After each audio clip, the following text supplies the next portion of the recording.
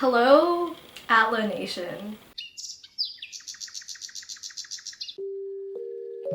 Welcome to whatever the hell this setup is. As we all know, Avatar is on Netflix now, which means a bunch of new people are watching it and also a bunch of old people like me are rewatching it. And that, of course, has brought back the age-old argument, Katang or Zutara. For those of you who don't know what that is, I don't know why you're watching my video, but let me just explain it real quick. Katang is the ship between Katara and Aang, which ended up being canon, so like they actually ended up together. But like a lot of people were like, no, Zutara, they're so cute, they're like fire and ice, oh my god. So like that was a really popular ship for some reason, but I digress. Now that it's 2020, we're all older and enlightened, aka homosexual, so I thought I would turn our attention to another possible ship, which is ZUKKA. Now, hear me out, okay? For some reason this month, ZUKKA has been on the rise. Like, I don't know if it's just the people I follow on Twitter, but we're all like, ZUKKA, ZUKKA, ZUKKA, okay? So I'm here to explain to you why ZUKKA should have been endgame. Okay, just a disclaimer, a lot of these ideas, or like what made me start thinking about ZUKKA was this post on Tumblr made by lesbians for SOKKA. So they have a lot of really fun and interesting and correct Avatar takes, so if you want to go follow them, please follow them. Yeah, okay. Starting off with,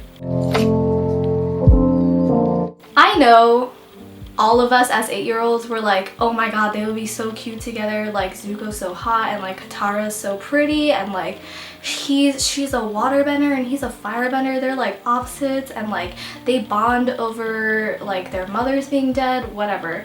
But I'm here to tell you why it wouldn't have worked in the end. First of all, Zutara were really good as friends because they understood each other's rage and grief over their moms dying. Like, that was something they seriously bonded over. And obviously this is really important for their character development because before Zuko came in, Katara didn't really have anyone who deeply empathized with her like that. I mean, obviously she has Sokka, but the way Sokka expresses grief is a lot different than Katara.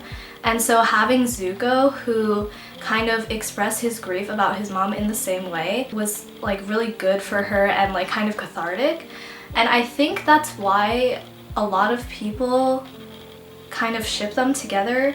But even though they were able to bond over that, and it's a good thing to bond over as friends, in a relationship, it would be like super toxic, you know? Because like they basically fuel like the emotional, impulsive side of each other.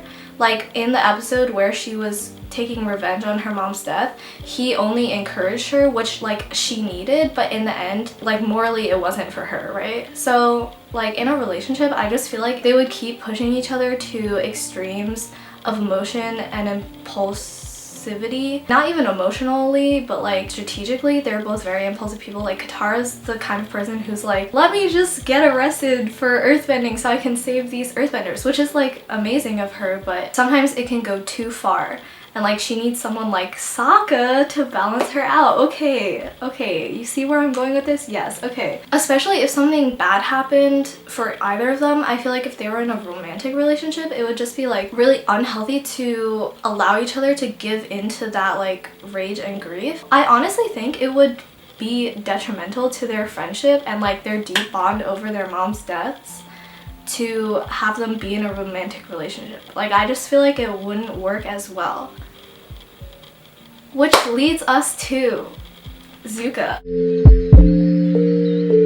Let me lay it down here. First of all, even though Zuko was redeemed in the end, it doesn't change the fact that the Fire Nation killed Katara and Sokka's mom.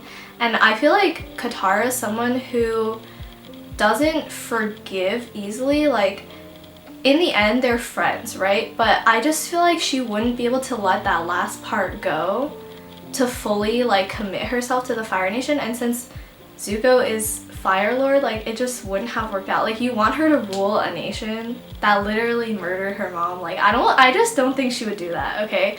Meanwhile, Sokka, while obviously upset over his mom's death, is shown to forgive and forget a lot easier than Katara. He's really not one to hold grudges, and I feel like if Zuko and Sokka got together and he was like asked to rule the Fire Nation, it would like work. Also, in the few episodes they shared together, they were shown to have really good chemistry. So when Sokka is bringing his dad out of prison, Zuko and Suki go along, and in this episode they work together super well. Importantly, I think Zuko shows that he trusts Sokka as a leader, which is something that Sokka didn't get a lot from the rest of Team Avatar. In the previous 2 seasons, it was kind of like a running joke that they didn't really fully trust him as leader, or like they would poke fun at him for it. To have Zuko explicitly state that he trusts Sokka as a leader and like he trusts Sokka's decisions is like really important for their relationship and their bonding. Sokka's actually super like logical and reliable. Like he is the one who tries to remain level-headed in situations. He tries to always go for a strategic, like big picture approach, whereas Zuko kind of goes for a more like impulsive approach, and those 2 things balance each other out really well, and we all know how much we love balance. Also in that episode, Zuko encourages Sokka. Even when Sokka thinks he's failed, he tells Sokka that failure is something that he needs to learn and failure is important, and that's actually a really important lesson for Sokka to learn, because before that he was really scared of failure, which makes sense because, you know, when he was younger, failing meant, you know, letting down the whole tribe. But he needs to learn to let go of that, and Zuko helps him, okay? We love mutual therapy. Okay, also, Sokka tells Zuko about Yue. Zuko is like literally the only person that he tells about Yue. Like other people he kind of mentions it, like to Suki he mentioned that he lost his girlfriend, I think, but he never like kind of like goes into it. And then in the next episode, Zuko asks him about his mom's death, which, you know, is obviously deeply personal to him, and he actually shares it. Like, it was in the interest of Katara and Zuko being friends, but still, the basis of the emotional bond is there, you know? Like, he trusts Zuko enough to say these things. In that episode, interactions between Zuko and Sokka are really natural, even though it's, like, kind of awkward at first. Who could ever forget That's Rough Buddy? That was iconic. It just feels like they fit together, okay? Also, he smiles a lot more in the episode, and let's think about the parallels between the 2 of them. It's so juicy. Okay. First of all, they're both elder sons, okay? And they both constantly feel the need to prove themselves to their father because they're basically like the next in line. They both use masculinity as kind of like a defense mechanism because of the constant need to prove themselves to their fathers. They both had to grow up too young because of the responsibility placed on their shoulders. Like, even though we always joke that Katara's the mature one, actually, you know, Sokka's had to mature really quickly to take care of his sister. Like, it's not obvious because he's not very fatherly, but he takes care of everyone in the Avatar team, and Zuko, you know, has the whole struggle with his honor and like whatever. We all know Zuko has issues. Okay, plus,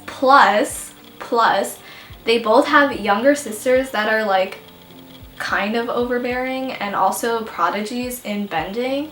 So they both have feelings of inferiority to their sisters. Also, they have similar interests like sword fighting. Like before Zuko comes in, Sokka is the only one in the Avatar team that fights with a sword. And like obviously he's really passionate about it, he really enjoys doing it, but he has no one to talk about with and he has no one to train with until Zuko comes in. And they also have other interests like the arts. Like Zuko's really into theater. Zuko theater kid.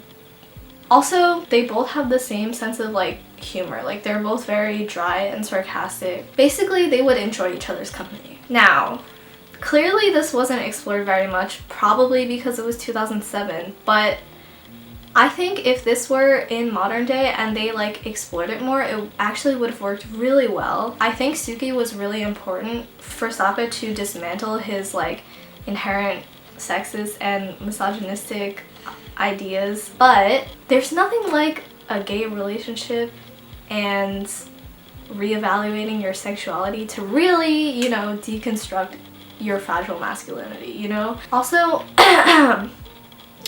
not to get too deep into it, but I'm just saying there could be some parallels between Zuko defying his father and like coming out. But like, let's not get too much into that because there's still one more thing to address. You might be like, what about Mei and Zuko? Well, first of all, let me just say that I love Mei. Like, she's one of my favorite characters, and I think the scene where Mei's like, you miscalculated. I love Zuko more than I fear you. Like, that's one of my favorite scenes in the whole show, and I think it's super important. And I do think they're cute together, but I feel like in the end they just wouldn't have worked out, you know? I know in the end she shows that she loves him and she's like not apathetic towards him, but their relationship was still kind of a disaster. And honestly, they kind of made each other miserable. The thing is that Mei and Zuko have the same kind of sense of humor and personality, but together it makes each other miserable. Whereas Sokka and Zuko also share the same sense of humor, but together they make each other really happy. They really enjoy their time together. The root issue of the Mei and Zuko relationship is that Zuko thinks Mei is too apathetic towards the world, while Zuko has like a lot of emotion, and they're just like kind of diametrically opposed there. Whereas Sokka and Zuko still share the same sense of humor, but Sokka actually has emotion and isn't apathetic towards everything, and he's like fun and outgoing, like basically everything that Mei wasn't. And I think he would balance Zuko out in a healthy way, as opposed to apathy, which would balance him out in an unhealthy way. Also, I think eventually Mei would have realized that her love for Zuko was more platonic, and that it was kind of like more of a deep connection to him than a romantic love, because I mean, she's been idolizing him since a young age. I think they have more like a soulmate connection, but like in a platonic way. Like, I think they would stay really good friends, but I don't think they would end up together eventually. Ignoring the fact that they actually did in the Korra universe. We're gonna ignore all of the Korra universe today. Okay, and lastly, she honestly kind of seems like a lesbian, and that they were beards for each other, but like, let's not get too into that. That's for another video. But I'm just saying, okay, in my perfect world, after Azula went through like a really, really, really long redemption arc, her and Mei would have been a thing. But that's all the points I have. I don't know. Okay, I literally haven't stopped thinking about ZUKKA. Suddenly it just hit me and I was like, this is enlightening. I don't know. It just makes sense to me, okay? It makes so much sense, and like,